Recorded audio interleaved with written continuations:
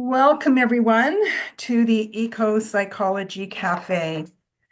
Hello, my name is Carol Koziel, and I'm the founder of the Canadian Ecopsychology Network, the host of this series. Monica Dragoz and I co-created this program. Today, we're going to hear from Linda Buzzell about the great backlash. But before we start, I'd like to acknowledge that I live in the traditional territory of the ancestral and unceded territory of the Mi'kmaq people under the treaties of peace and friendship. I offer gratitude to the Indigenous peoples who live here now and who have lived here for thousands of years, for the legacy of caring for the land, water, fire, and air.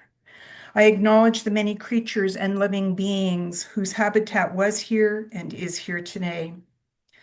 I acknowledge the ongoing impacts of civilization and the systemic oppression of the people and the land on which we reside. Today, as we talk about the Great Backlash, I invite all of us to uncolonize our work, to embrace much wider systems of care and concern. So now I'm going to find Linda and spotlight her so I can introduce her properly. Add a spotlight. There we go.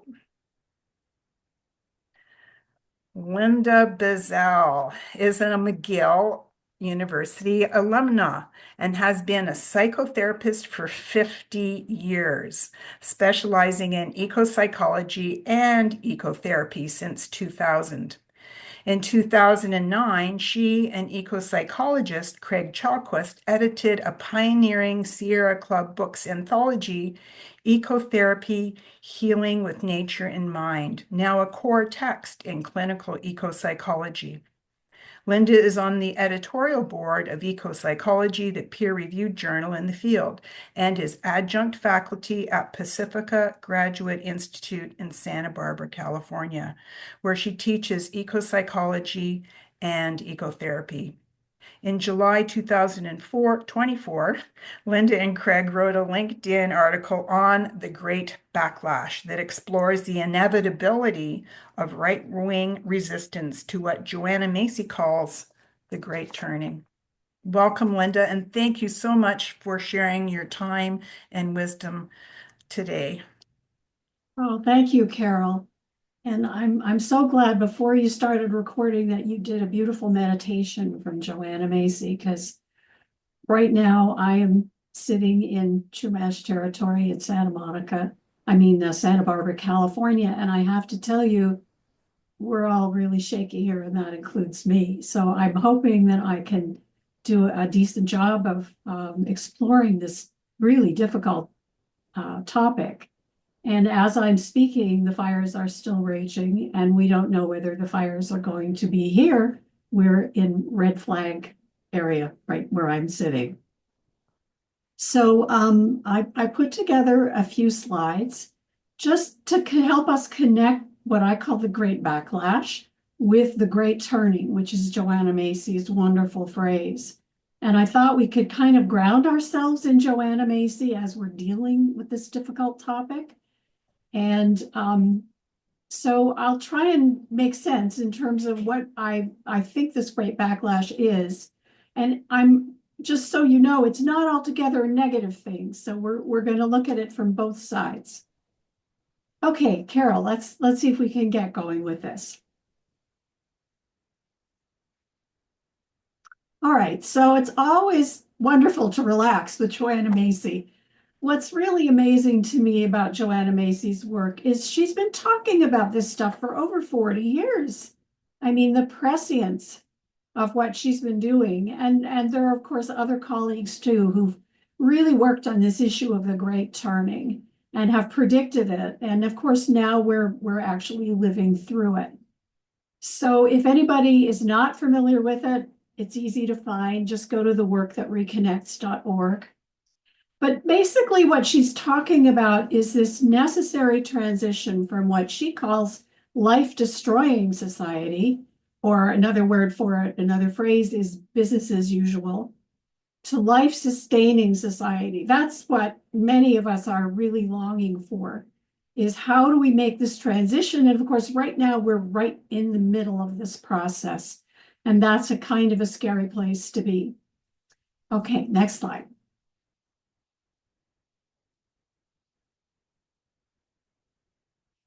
So this is Joanna Macy's 3 steps towards the great turning. And I've been following these ever since I got involved with ecopsychology many years ago, because I think they're brilliant. And they're brilliant for society at large, but they're also brilliant for us as individuals in terms of our own mental health, that we get involved with all 3 of these and then keep them in some kind of balance. But today I'm not going to talk about them so much in their mental health aspects as sort of the social, even environmental health. So she's recommending, number 1, that we get involved in holding actions in defense of life, which is, in more simpler terms, we got to stop the bad. And that's definitely up for us now as we're facing enormous changes. And number 2 is transforming the foundations of our common life. And this is something Craig Chalquist, my co-writer, really emphasizes, the necessity of really putting a lot of work into envisioning and then building the world we want to live in. And this is helpful psychologically as well, because as we're staring at the catastrophes, or in my case, living through the fires, dealing with the trauma of climate right where we are, it's really helpful that we don't just focus on what's dying, what's collapsing, but on what we're encouraging to be born. So that also involves, I know that some people in the work that reconnects are now talking about nurturing life. And I kind of put this under this category. This is also part of nurturing the life that we want to grow. And then number 3 is shift in perception and values, which Macy has always also talked about as raise your level of consciousness. So we can't have the same worldview, the same state of consciousness that created the problem and expect the problem to get better. This is particularly important in terms of environmental issues. Ecotherapy and ecopsychology involve a transformation of your worldview. And that moving from this sort of death cult in a way to honoring all of life, building an earth-loving society that has justice and fairness in it. These are the things that we're longing for. And the more we keep those front of mind, even as we're dealing with the death of the current society, I think that's part of us staying sane. Okay. So let me talk a little bit about this idea of the great backlash that I came up with, and Craig and I have been writing about it. And this is a little more practical. For one thing, authoritarianism is rising around the world. What does that mean? It's not just happening in one country. It's happening in lots of countries all around the world. And I want to talk a little bit about why I think fear has a lot to do with this. So another thing that's happening in many, many countries is that hypercapitalism is now veering towards what some people are calling techno-feudalism. I know that the jargon of this is getting interesting. And the rule of the billionaires, which people are starting to get a little worried about in this country, as the polycrisis, in other words, the crisis in environment and in social structures gets worse, as some things fall apart, other things have not yet been born. And it just feels like the old system is kind of veering out of control. It's really scary. And it seems like it's not democracy anymore, that democracy was far from perfect in some countries, including ours. But we seem to be in the process of leaving that behind and sort of wanting to be ruled by strongmen. Which is why some people are talking about this as techno-feudalism. And of course, there's a lot of Silicon Valley influence in this. There's kind of a mindset. It started here in California. We have to take responsibility for it. This kind of view of the world that's very technical. The other thing that's happening, and it's happening right here in California as we speak, if you've been following the news of the Los Angeles fires, you can see what's happening right now is that people are turning on each other. And also the usual scapegoats. Everybody's trying to find scapegoats, and they're not dealing with the climate impacts necessarily, especially the media. So we're blaming it on homeless people, or we're blaming it on Governor Newsom, or we're blaming it on, um, people from different communities, different minorities. It's like we're blaming everything and anyone except the real culprits, which are basically the corporations that have been running fossil fuels. But we don't want to talk about them. So it gets very complicated when you have a disaster happening and you can't actually name what's causing the pain. So I think we can take the next one, Carol.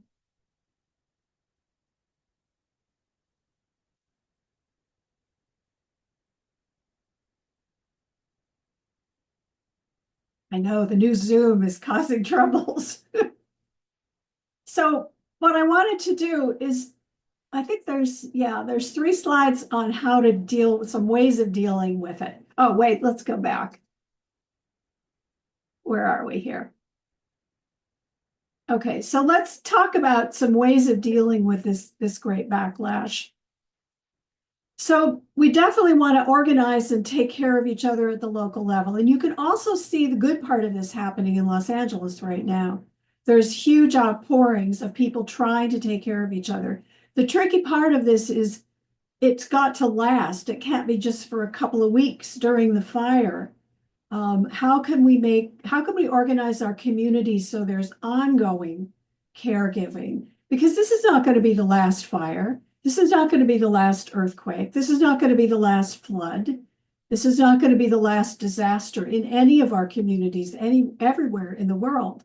It's not like it happens only in one place. And we're going to be dealing with frightened people, and we're going to be dealing with people frantic for a place to live. I mean, all of these are not going to be things that just solve themselves. There needs to be some real community organization happening. I think also that for those of us on the left, that we need to let go of shaming, blaming, and preaching. We tried this with the environmental movement. We kept scolding people and telling them, recycle, do this, do that. And it really has not worked in the sense that the environmental situation is getting progressively worse. We have not been smart psychologically. We've not been communicating in a way that motivates people and supports people to make whatever changes are really necessary for all of us to survive. So our challenge, I think, is to keep the goals of fairness and justice alive, but envision new ways of realizing them. And I'm not saying we've come up with this yet. We haven't. We're in the process of trying to improve how we've been dealing with other people. So as Joanna Macy advises, we also need to get involved with collective holding actions. That's kind of a polite way of saying resistance. Sooner or later, I think we're all going to find ourselves in some phase of wanting to resist some of what's happening and some of the people that unfortunately are making things worse. But we have to realize that collapse is happening and that that's not entirely a bad thing. I mean, if you look at the universe very widely, this is a process that happens over and over again in the history of the universe. Things are born, things live, things get decayed, things collapse, and new things come. That's where we are right now. And as I put here, in some ways, that's the good news. To see this as some kind of a natural process, even though it's scary as hell. Okay, the next one. So here's just some other ideas, and I'm hoping you're going to have ideas too that you share with us. How do we deal with this great backlash that's coming out of fear? I mean, what is causing this great backlash? It's fear, it's terror. Right now, I feel it in my own body, even as I'm speaking to you with the fires and the disasters that are happening here. I'm scared. We're all scared. And I think there's a great desire when people are scared. We'd really like some strong daddy, and it's usually a daddy, to take care of us. And that's, in my opinion, a lot of the core of this rise of authoritarianism in various places. For some reason, we don't really trust that democracy was taking a good care of us. We're already in oligarchy. Certainly in this country, we've been a business oligarchy for a long time.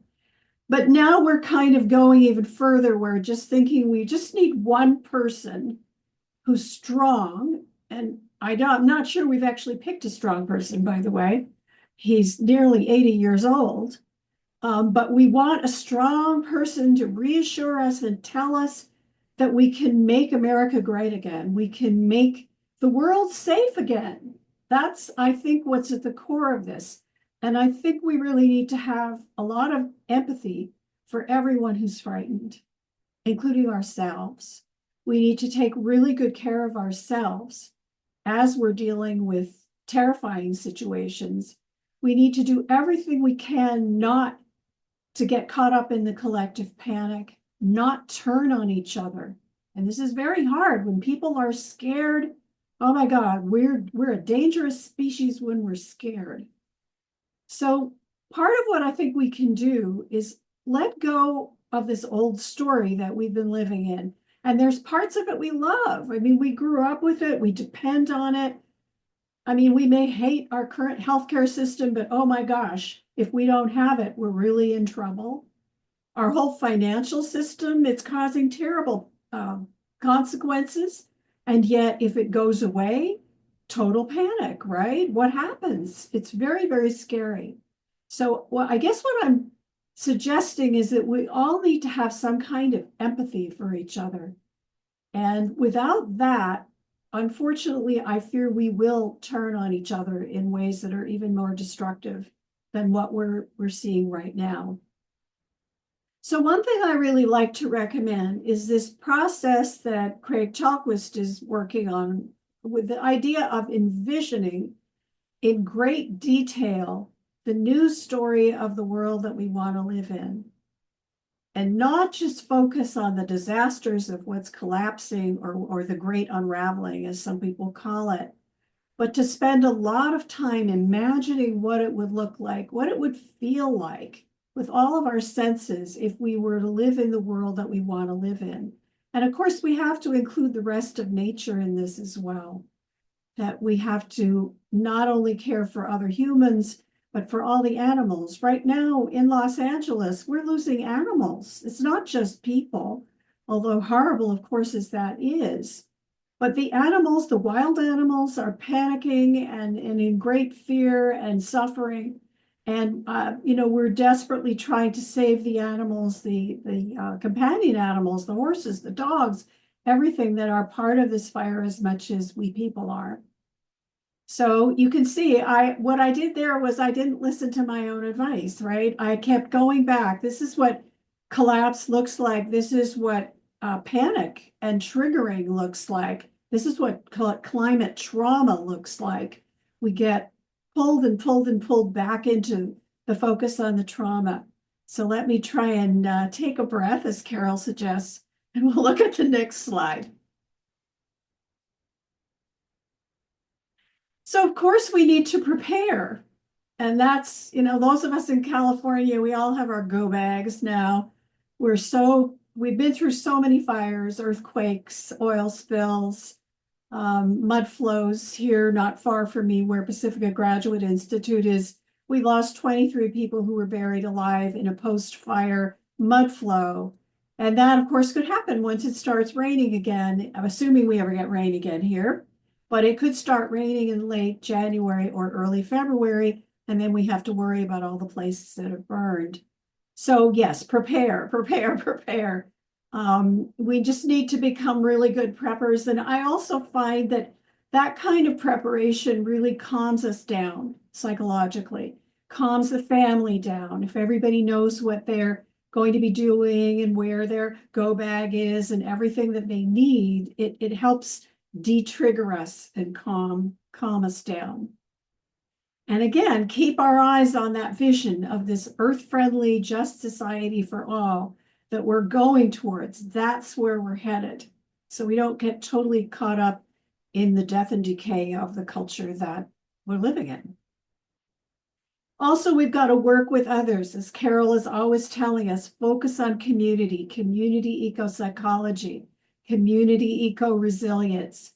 So we can build resilience locally, and then our local pod, or whatever you want to call it, can then hook up. This is assuming we still have the internet. We can hook up with other people locally, countrywide, internationally, so that we can share what's working, what's not working. So I love this quote from Timothy Leary. Yes, I was alive in the 1960s. Tune in, turn on, drop out. Basically, you can reinterpret it for the present day. Tune in to what's happening on the planet right now. Turn on to this new vision of the world we want to live in, this life-sustaining society, and quietly drop out of what is not working. This doesn't mean you have to be some big rebel or anything like that, but the more you can kind of just let go of some of these systems that are crumbling in front of us, I think the more resilient we can become, because we're building new systems that are earth friendly, that have justice at the core of them. And that's how we kind of keep ourselves and our neighbors and our families going, is joining up with that new vision in mind. Okay. So I thought I'd give a quote from Craig here, since I'm talking about him. This is his opinion of where we can go in terms of the authoritarianism that's rising all over the planet. Given all the authoritarianism, the need for authentic community is even greater now. Fear-based authoritarianism conforms to the old story of needing a strong dad to look up to. A better story would be one of creative collaboration among psychological adults motivated by dreams of what could be. And then the final slide, I hope, is an uplifting one. So let me tell you the story behind this slide. My husband has been on the board of an organization, a nonprofit that is run by this woman, Annabelle Ford, Dr. Annabelle Ford, who teaches archaeology at UCSB here in Santa Barbara. And she's been studying the Maya in Belize and trying to understand what happened with the so-called collapse of the Maya. And the first thing that she figured out that was really startling, we all focus on the urban Maya structures. They're so beautiful, they're so evocative, and they're all abandoned, and we get focused on that. But what she looked at was, well, what happened when the urban culture of the Maya was no longer sustainable? And what she discovered was that the Maya simply walked out of the city. I love that idea. And they went back into their food forest gardens that they had all around through Maya territory. And the Maya survive with this system that's very much like permaculture food forests, which is they cultivate forests, encouraging all kinds of plants that are useful not only to the Maya themselves, that of course enable them to survive, but are useful for all kinds of purposes. They're good medicine. They are useful for wildlife. There's just a beautiful concept of how to live in harmony with the rest of nature. And what's so interesting, and this is her book that she's written on all of this, the Maya Forest Garden, that's been the secret weapon. And of course, the Maya are still there. They may be now living in other countries that we've kind of imposed on Maya territory, but the truth is the Maya are still there, and they're alive, and they're well, and they're still food foresting. And there's now organizations that are trying to help them recover all of those wonderful skills that they had. So I take the Maya as an inspiration that we need to learn from other peoples who've lived through urban collapse and are still here.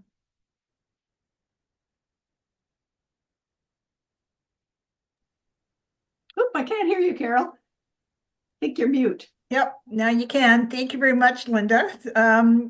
I'll take us all off of Spotlight and maybe invite Monica to Before you do that, Carol, did we miss one slide? I thought there was a business as usual slide.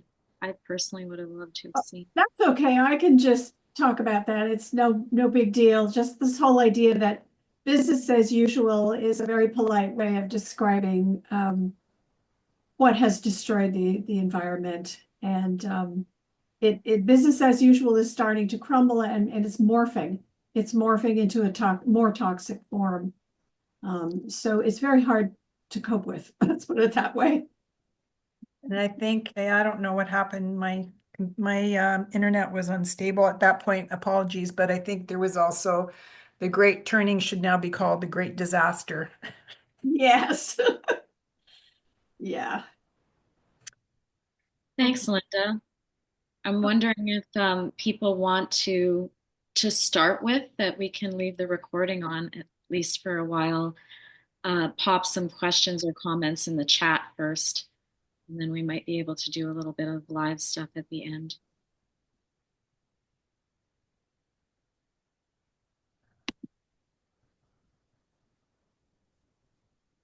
I'd Yeah, love to know how other people are dealing with this, because I'm sure this is all going on in lots of places. Michelle just made a comment about having finished Robin Wall Kimmerer's book, The Serviceberry, Yes, which talks about the gift economy and reciprocity. I suppose that could be one example of withdrawing from the system or abandoning collapsing systems. Of course, getting that set up in smaller, more local ways. exactly. I mean, Robin Wall Kimmerer is so inspiring, and she's a classic example of what the more or less mainstream culture needs to learn from Indigenous peoples right now. I love that her books are like total bestsellers. It's like we're all hungry for this. And she's so wise and a perfect guide as we navigate these troubled waters. Um, we're having some requests to speak, so can we go live with that, Carol? Sure. Um, Michelle, you had your hand raised, and then I'll get to the next person after that. Michelle, do you want to go ahead? Yeah, Linda, thanks so much. I have attended some climate coaching groups. There was a big, I forget what it was called, that former Vice President Gore was a part of recently. I attended that. And something that you said, a couple of things that you said, um, like all of that stuff has me a little concerned. Like the fossil fuel industry as the current culprits, and like the focus I've seen in the climate coaching and in this other effort, like the business as usual seems to be continuing because they're trying to say that electric is the answer, and protecting carbon is the answer. And I believe that's business as usual. And I feel like it's like they don't, not one of time did they talk about consumption, um, and changing your relationship with nature. Like none of that was ever talked about in those. So I'm worried that these programs that we think are the way to go are just business as usual. So I guess it's more of a comment and wondering what you think about that. It's an important comment. And I think we have to realize that these are tiny incremental steps towards something. Again, keeping that vision in mind. I mean, the ultimate vision is closer to what Robin Wall Kimmerer was talking about. But in the meantime, we've got these basic problems that people are sometimes trying to deal with the same tech that created the problems. But honestly, it's going to be chaotic. That's the only way I can describe it. It's going to be absolutely chaotic. And we're going to be grateful for any movement we can get at all in a good direction. I mean, I think we're going to be grateful for any sort of transportation that works. I think we're going to be grateful for any kind of healthcare that's available, however business as usual it might be. I mean, I don't know how you feel about what went on with COVID, but you could see that there people can be very angry at big pharma, but when push comes to shove, big pharma was absolutely essential. And I'll tell you a little story here that was told to me by a doctor friend. And he is an absolutely mainstream Stanford trained doctor. He also was trained by the San Bushman in South Africa because he's South African. So he has both sides of this going on with him. He said he really laughed. He went on this tour of the Amazon with a whole bunch of alternative healers. And he laughed because he said they were 1 or 2 days into it. Everybody got sick and everybody turned to him for the antibiotics. It's like, let's not throw the baby out with the bathwater so quickly. So we have to, I think, have a little compassion for ourselves and even for people that are trying, but they're only kind of a little bit there. They haven't really fully understood it. That's why I talked about this whole business of the worldview. The core of ecopsychology and ecotherapy is this transformation of worldview. It's huge. It's really difficult for those of us who've been brought up in this culture to transform fully. And we're stumbling along and we need all the guidance we can get. And we're going to make mistake after mistake. We're not going to fully understand. Again, this is why I think we have to have compassion rather than scolding each other, because we're all screwing up. We're all trying, hopefully, those of us who are envisioning this new world we want to live in. And we're going to screw up. We're going to say the wrong thing. We're going to do the wrong thing. We're not going to fully get it right away, or we're going to get it and then we're going to backlash when we get into a panic. So I think it might be helpful, Michelle, for you to talk with them and help them, make suggestions of, could we include this? Could we include the vision of where we want to go, this earth-friendly society? Just, I guess I'm stumbling because this is exactly where we are here in California right now, is have a little compassion with each other, people. Stop just attacking each other, which is what's unfortunately been going on in too many circumstances. And, as Carol guided us before we started the recording, breathe. This is really scary transition. So thank you, Michelle.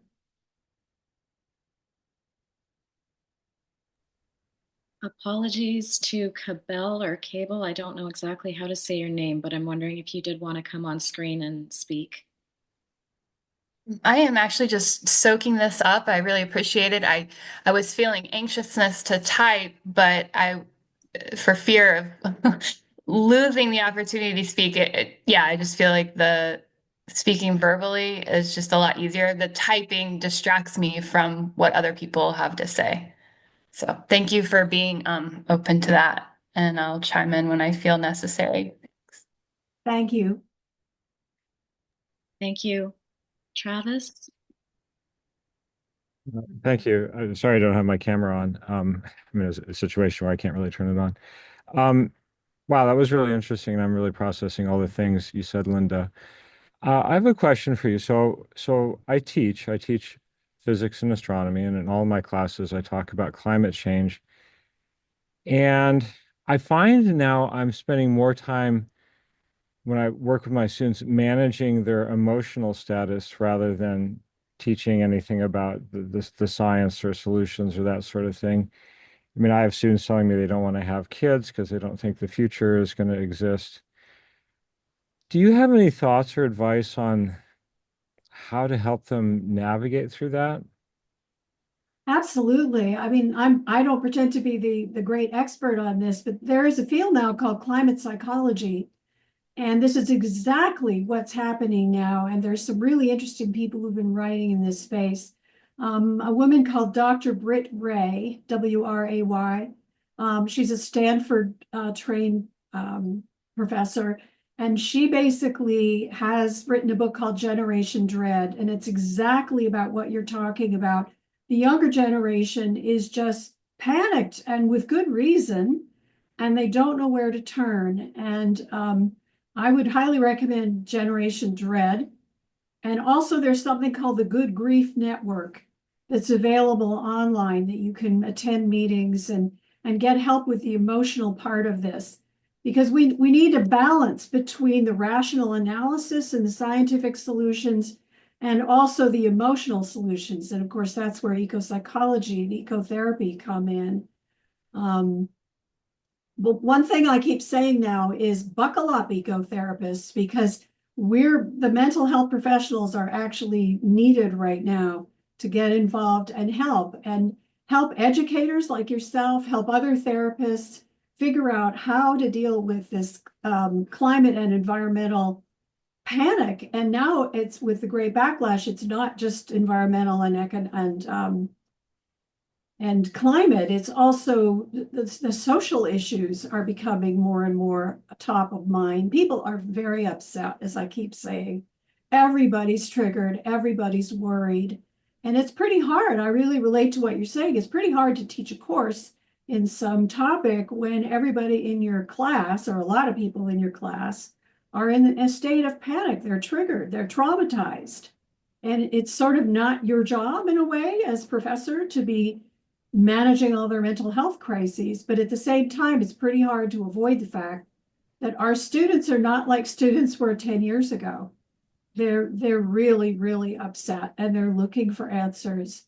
And we've all been recruited into this thing. It's those of us who are teachers or therapists or doctors or any kind of people helpers or even politicians, we're all being recruited by people frantically saying to us, fix it, help us. And the best I could recommend is what I'm talking about here is educate yourself about climate psychology, about environmental psychology, ecopsychology. So thanks for that, Travis. Thank you. That's certainly why I'm here. I'll say I've read Britt's book and I'm also a member of GGN, so that's Right. a good thing. But if I could just ask real quickly, I mean, my students used to want to know about solutions. Now they just don't want to talk about it. Well, they're too traumatized. Right. They're So, frightened. I mean, this is what happens with people when they get really traumatized. I mean, this is where the therapy part of it comes in. How do you deal with a terrified person? Hopefully, you'll get some training in that in some of the groups you're involved in. yeah. So thank you for that. And let's see if someone else wants to talk. Can I just jump in really quick? Travis, when I teach at college university level, I always include a whole class on the work that reconnects, including exercises such as the breathing through guided meditation we did to start. And just injecting activities like that all the time seems to provide some buoyancy on these difficult topics. Good idea. Monica? Yeah. So Rosie just made a comment in the chat saying, thank you, that was really interesting. I do have a question around how we cope with the inequality of the most vulnerable in society who are going to be impacted the most by climate breakdown and are unlikely to be able to access therapy. I really like the idea of creative thinking and visioning, but I think there is a huge gap from where we are now and how we get to a sustainable world. Exactly. There is a huge gap. And the only solutions that I see are communities, whether it's the Good Grief Network, whether it's other things that are, I believe the Good Grief Network is available to everyone. And there's a lot of things that happen online that are free. But what is really important is in the community itself where you live, putting together resources that are available to everyone. Climate disasters impact everyone. The solutions have to be there for everyone. Are we there yet? Oh my gosh, no. I mean, the inequality, it's gotten worse and worse. I mean, right now we're practically a country run by billionaires. So the inequality issue is just humongous. The way to deal with it, though, in addition to at a nationwide or even an international level, is in local community. I think it's where we have to start.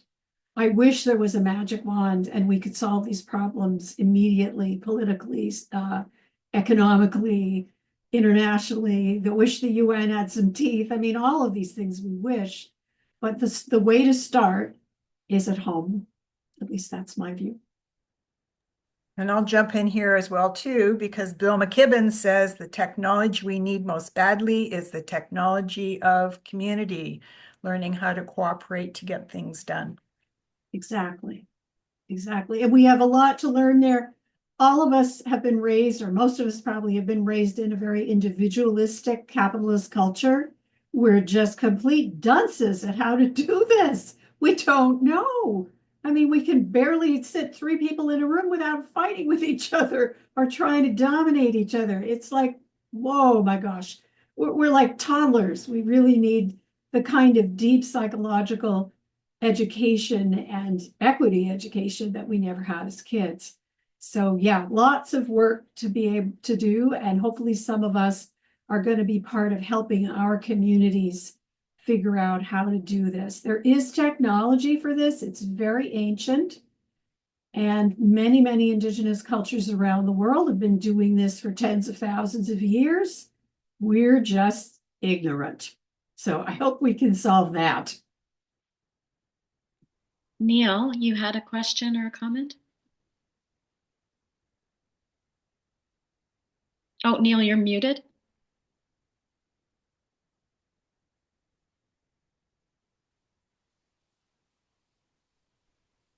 You hear me now? Yes. Thank you.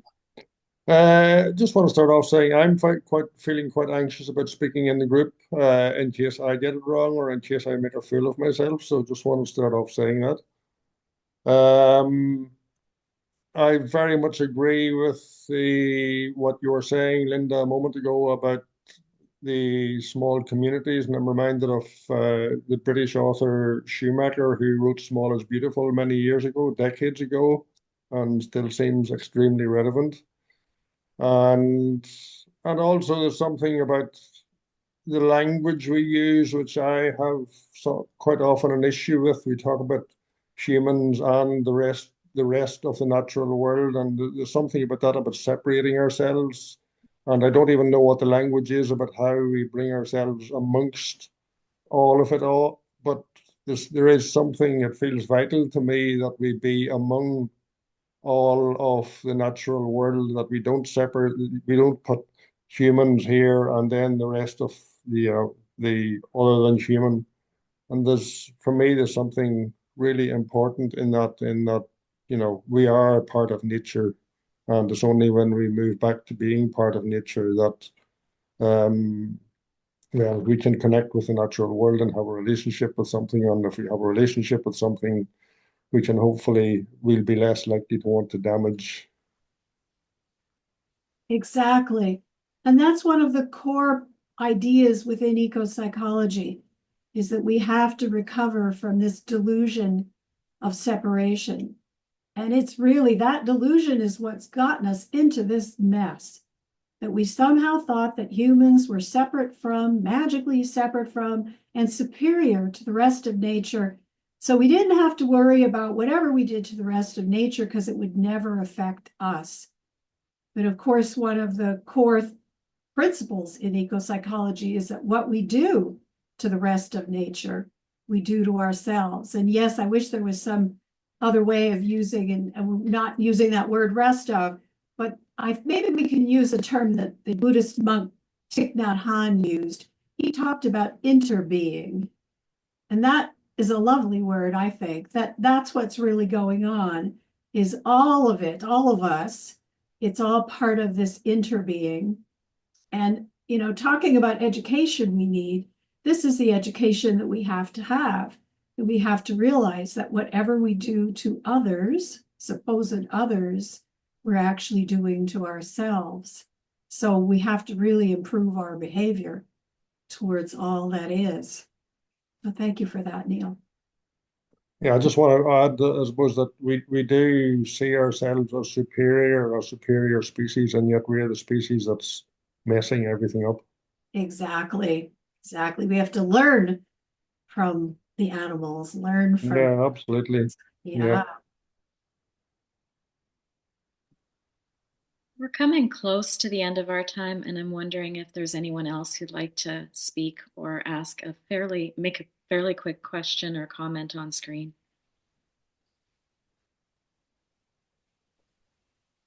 Sarah.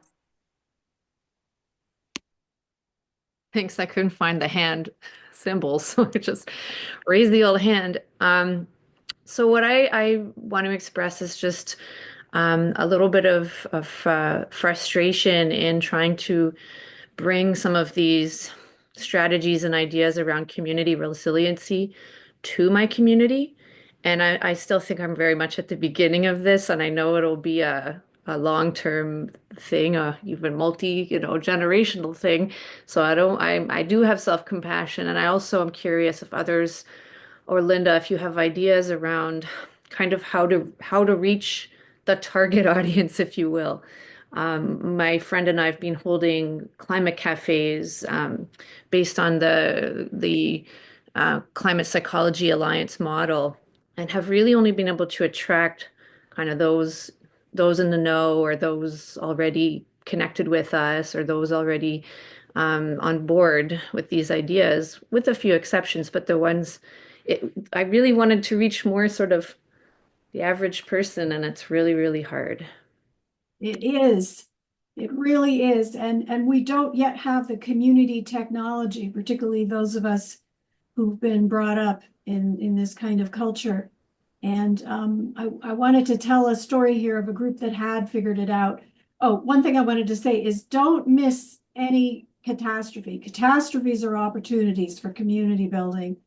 And here in our area, a bucket brigade was founded after our lethal mud flows that killed 23 people. And that thing is still going. It's like, that's the opportunity. So be ready for that opportunity when something hits your community. Could be the electricity goes off, could be a fire, could be floods. It doesn't matter what the crisis is, but that's the moment. And I think Naomi Klein talks about this a lot too, is that these horrible things that happen are the opportunity for massive growth in terms of community building. And that's what's going on in LA right now. And we'll see how that goes and if they can keep it up. But I'm really hoping that even if we hope you don't have a catastrophe, but even before there is something like that, helping people to prepare, whatever is getting people emotionally wrought up where you live. It may not seem like it's connected to the environmental crisis, but I bet if you dig, there's some way to connect it and to use that energy that happens when people are triggered and traumatized to help them begin to connect. I mean, we've noticed that here too. It's like whenever there's a fire in this community, people come together and there's real energy behind it and real willingness to change and think differently. And unfortunately, before that, it's sometimes tough. So I wish you all the best of luck with your community. Linda, can you share how you guys, I think you did with Marn, the grief, you did a grief ceremony or something Oh, around we it? did. Yeah, this was an Another way. ecotherapy. Yeah, an ecotherapy thing that happened. Our community is much beleaguered and we have constant oil spills on top of everything else. And our community was just in a state of despair after the latest oil spill and all the birds were getting covered with oil. We were trying to help them. I mean, it's just the community. This is a very traumatized community climate-wise. And what we did here locally is we just declared we were going to have an eco grief gathering at the beach, where the water was all full of oil. And we just announced it. Everybody showed up. There were quite a few people. And we just went around the circle and just talked. There was no fanciness or anything to it. And then we all took a little stone off the beach and tried to imagine putting all of our wishes and griefs and every emotion we had into it. And then we all put all of those back into the ocean. It's a really simple, it was nothing very complicated about what we did, but it was really helpful for people in the community to have somewhere to go with their feelings. And you can see that pretty soon it gets into eco-spirituality, and that's where Craig Chalquist and I are beginning to work now. Because when you ask people, when is the time in your life when you felt closest to something sacred? Many of us will tell about a time connected with the rest of nature. So that's where I guess I would like to end my remarks here, is that don't forget that we desperately need that contact to stay sane, to stay balanced as we're dealing with these escalating crises and with these various backlashes and collapses. That we need that time in nature. I need the time in my garden this afternoon to help me to just somehow connect again with what's going on here, but in a more healthy way, and trying to protect what I can. So I wish you all safety where you are. I hope you are not dealing with some of the things that we're dealing with here. And thank you for being willing to think about all these difficult topics. I know it's hard. And sending blessings your way.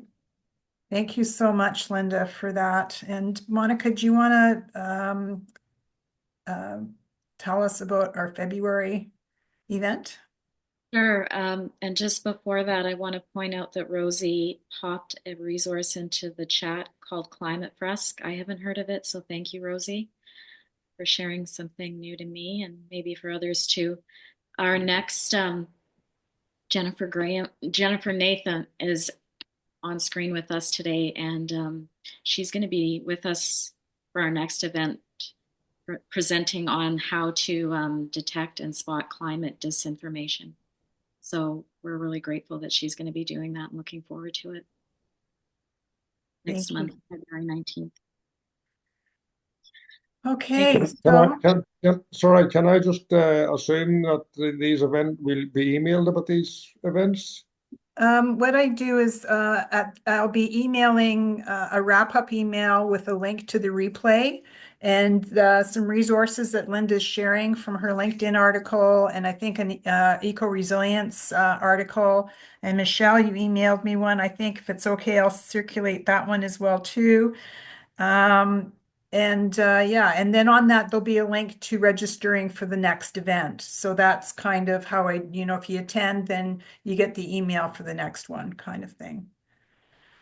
Anyway, so everyone take a big breath. Breathe through. Hang in there. Hunker down. Have a wonderful week, everyone. Maybe see you in February. Thanks, Carol and Monica. Okay, take care. Bye-bye. Bye. Thanks, everyone. Take care. Oops.